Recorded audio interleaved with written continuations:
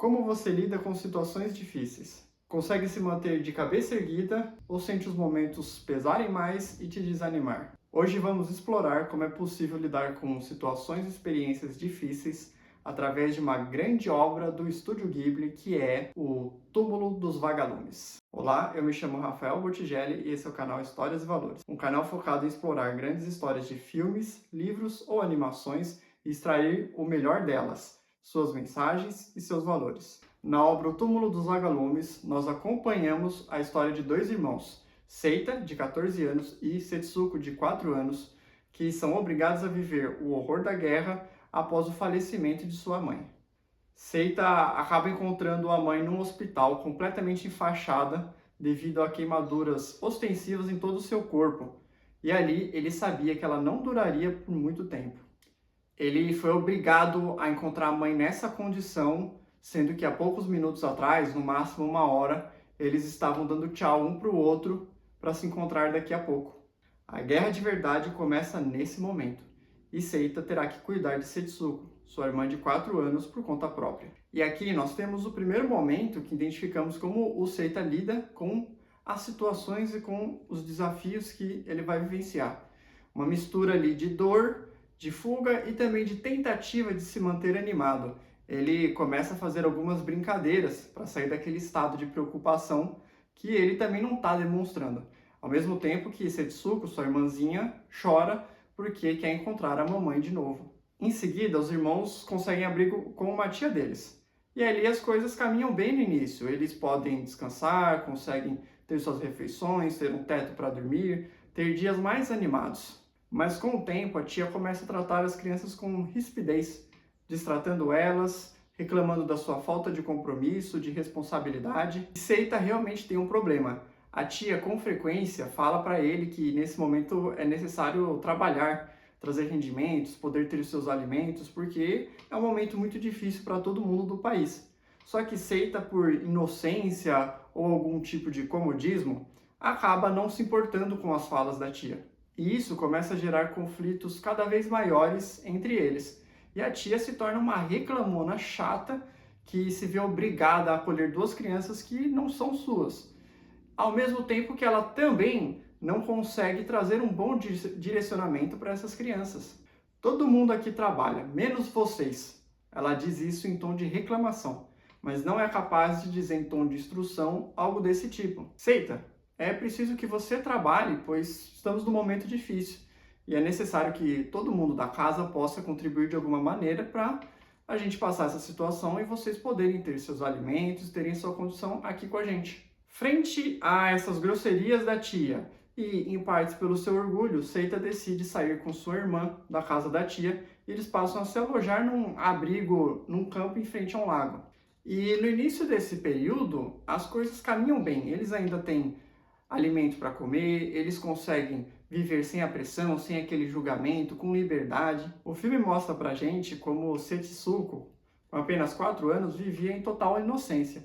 Então ela se divertia muito, brincava com toalha na cabeça, ela pegava vagalumes brilhando no escuro e tinha ali muitos bons momentos sozinha e com Seita. Ela não sabia com totalidade o peso do que estavam vivendo.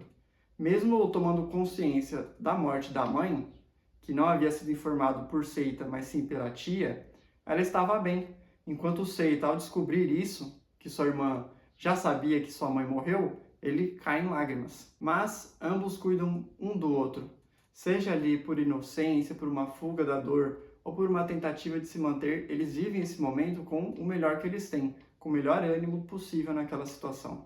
Mas frente a toda aquela situação, ao caos que está acontecendo, a imprudência de Seita ou mesmo sua ignorância, eles começam a ter muitas dificuldades. Seita já não tem mais como adquirir comida e passa a roubar. Ao mesmo tempo que a falta de recursos vai permitindo que a irmã comece a adoecer e ele não possa ajudar com o tratamento. Toda essa situação acaba culminando na morte de sua irmã Setsuko. Ao mesmo tempo que, em poucas semanas, é Seita quem vem a morrer.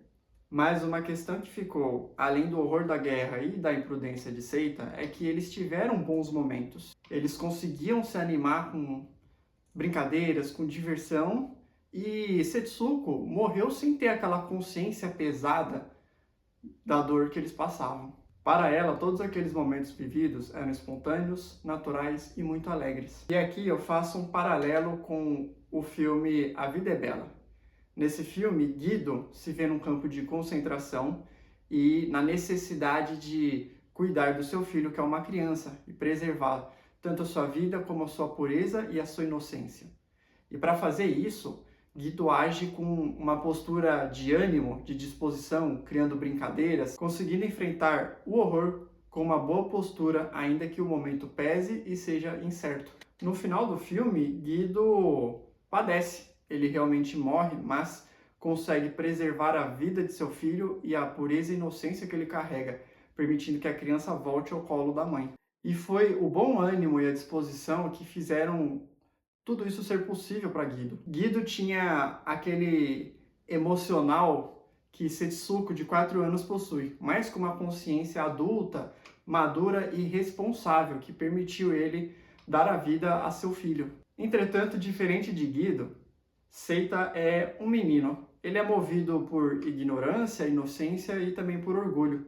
Ele não tem aquela consciência madura capaz de lidar com a situação da melhor maneira, ainda que tenha o bom ânimo para passar essa situação de forma mais leve. E aqui eu trago um novo paralelo, a história de Viktor Frankl, que foi um médico judeu que viveu nos campos e, através da sua experiência, desenvolveu a logoterapia, que é uma terapia focada na busca do sentido. Existe um diálogo de Viktor Frankl com outro prisioneiro que nos remete bem a essa história de Seita e Setsuko. O prisioneiro diz algo mais ou menos nessa linha. Se nós não sobrevivermos, será que isso terá valido a pena? Terá feito sentido? Ao passo que Viktor Frankl diz, essa é a pergunta errada. A pergunta certa é, existe sentido aqui, agora, onde estamos? Viktor Frankl comenta que uma das razões de morte dos prisioneiros era quando eles perdiam o sentido da vida, não viam mais razão para viver e acabavam se entregando ao desânimo e à depressão. No filme O Túmulo dos Vagalumes, os irmãos morrem ao final, mas isso não ocorre porque eles estavam desanimados e desistiram de viver, e sim por questões fisiológicas, pela falta de nutrição, de alimentação. Então, o desânimo não foi a causa da morte de Seita e Setsuko, porque na verdade ambos estavam juntos, cuidando um do outro, vivendo a situação da melhor maneira possível, com o melhor ânimo possível. E você pode levantar aquele questionamento, poxa vida, mas no final eles acabaram morrendo da mesma forma. Mas a questão real aqui é como eles viveram. Cada pessoa em sua vida tem sua própria história, seus próprios desafios e lida com eles da melhor maneira que consegue naquela situação. As experiências humanas, elas se repetem e muitas pessoas vivem contextos semelhantes. Só que frequentemente percebemos histórias de pessoas que acabaram desistindo ou se entregando.